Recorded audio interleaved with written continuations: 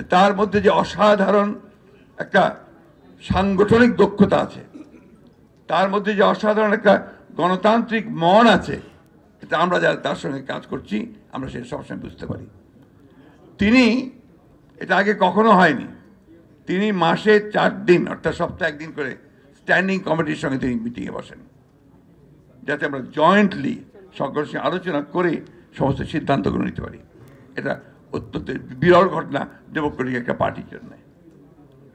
আপনারা আমার চেয়ে ভালো জানবেন, যারা তার সঙ্গে কথা বলেন, কাজ করেন, তারা অনেকেই জানেন যে তিনি সেই সুদূর ইউনিয়ন পরিষদ থেকে শুরু করে সেন্ট্রাল কমিটি পর্যন্ত তিনি যোগাযোগ রাখছেন প্রতি মুহূর্তে। 24 ঘন্টার মধ্যে আমার মনে হয় 18 ঘন্টাই তিনি নেতা কর্মীদের সঙ্গে সবসময় যোগাযোগ রাখেন এবং দিক নির্দেশনা দিচ্ছেন কোথায় কিভাবে কি করতে হবে। আজকে এই যে হাসিনাকে তাড়িয়ে দেওয়া সম্ভব হয়েছে, এখানে জনাব তারেক রহমানের অবদান সবচেয়ে বেশি বলে আমি গর্ব করি।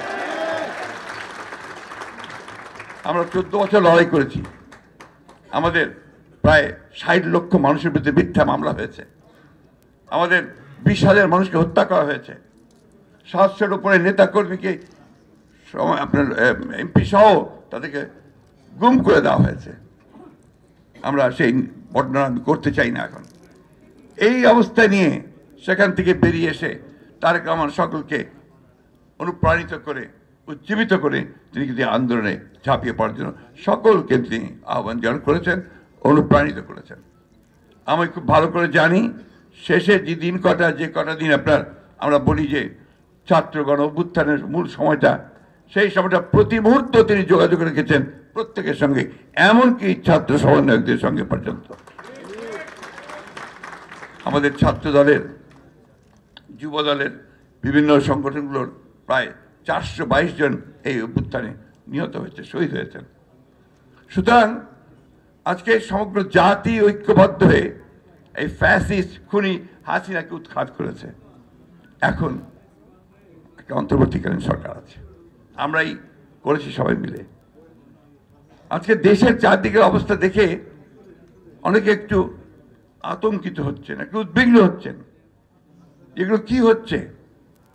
আসলে আপনাদের বুঝতে হবে, আমাদের সেই শত্রুরা যারা সামনে থেকে চলে গেছে, কিছু পেছনে থেকে তারা এই দেশকে আবার অস্থির করে তুলছে।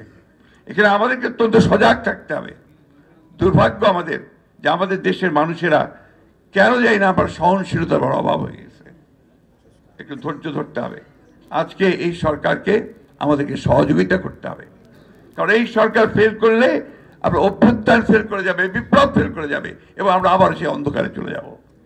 সুতরাং এই বিষয়গুলো নিয়ে আমার মনে হয় আমাদের সকলেই অত্যন্ত পজিটিভ চিন্তা করা প্রয়োজন।